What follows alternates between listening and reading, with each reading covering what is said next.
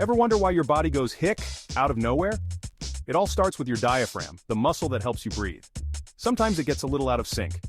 When you eat too fast, drink something fizzy, or even get excited, the diaphragm can spasm.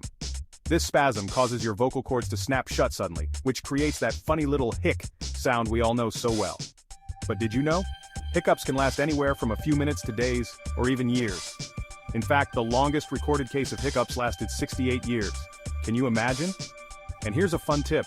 Holding your breath or drinking water upside down may actually help stop hiccups by resetting your diaphragm.